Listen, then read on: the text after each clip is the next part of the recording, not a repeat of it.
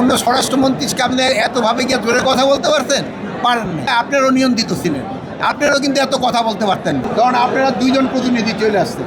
একজনে বলছেন ভাই আপনি চলে যাবেন, বলে আপনি বলছেন না আমিও চ্যানেল প্রতিনিধির প্রয়োজন। আপনারা অনেক দুইজনেই মারামারি শুরু করুন। আমাদের নির্বাচনটা হবে খুবই সুষ্ঠু, উৎসব মুখর এবং একেবারে ফেয়ার। এখানে কোনো ধরনের কোনো অসুবিধা হবে না।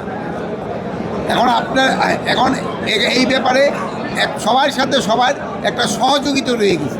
এখন হলো যে নির্বাচনকালীন যে সহিংসতাগুলি হচ্ছে, এটা হচ্ছে কিন্তু অনেক সময় নিজেদের দলের ভিতরে। আপনারা যখন আপনি কোন কিসে কাজ করেন? হ্যাঁ, চ্যানেল 24।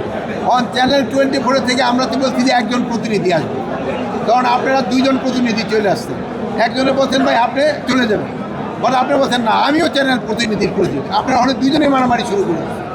এই ধরনের সমস্যাটা হচ্ছে, নিজেদের ভিতরে সমস্যা হচ্ছে, প্লাস পার্টির ভিতরেও সমস্যা হচ্ছে।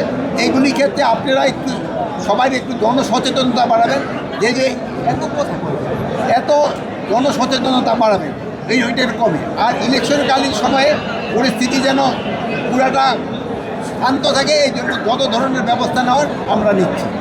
শোনেন, ওই সময় আপনারও নিয়ন্ত্রিত ছিলেন, আপনারও কিন্তু এত কথা বলতে পারতেন না। এখন যে হার আমারে প্রশ্ন করতে পারেন, ওরকম কিন্তু প্রশ্ন করতে পারেন না। অন্য স্বরাষ্ট্রমন্ত্রীকে আপনি এতভাবে গিয়ে জোরে কথা বলতে পারতেন? পারেন না। এই সময় এখন এই সরকার তো আপনাদের বলছে যে আপনারা স্বাধীন, আপনারা করতে পারেন। ফেসবুকের ভিতরে যেগুলি মিথ্যা সংবাদ, এগুলি কিন্তু আপনারাই বন্ধ করে দিতে পারেন। আমরাও চেষ্টা করি বন্ধ করে দেওয়ার জন্য। আর প্লাস আপনারাও সবাই অনুরোধ করবেন মিথ্যা সংবাদ যেন না দেয়, সত্য সংবাদ যেন পরিবেশন করে। আমরা তো যে আপনাদের মুক্ত, সবাই যেন তার মত প্রকাশ করতে পারে। আপনারা মত প্রকাশ করেন, সত্যি মত প্রকাশ করেন।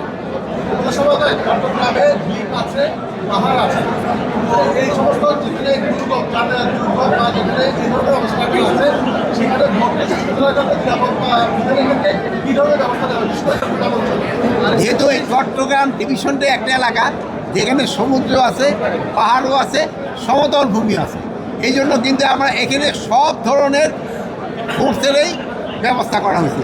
এখানে নেভির সংখ্যাও বাড়ায় দেওয়া হয়েছে যেহেতু সমুদ্র আছে, কোস্টগার্ডের সংখ্যাও বাড়ায় দেওয়া হয়েছে যেহেতু সমুদ্র আছে, প্লেনের রয়ে গেছে, সেনাবাহিনীর সংখ্যা অনেক বাড়ানো হয়েছে, পাহাড়ি এলাকায় সেনাবাহিনীর সংখ্যা বাড়ানো হয়েছে। এয়ারফোর্সের এখানে কিন্তু আমরা স্ট্যান্ড বাই হেলিকপ্টারও রাখতেছি, যেহেতু তাদের এই জিনিসপত্রগুলি পৌঁছে দেওয়ার জন্য প্রতিটা কেন্দ্রে দুর্গম এলাকাগুলিতে এইটার ব্যবস্থা রেখেছে। যেই জায়গার পরিস্থিতি ওইভাবে ব্যবস্থা করা হচ্ছে। আইন প্রয়োগ হচ্ছে।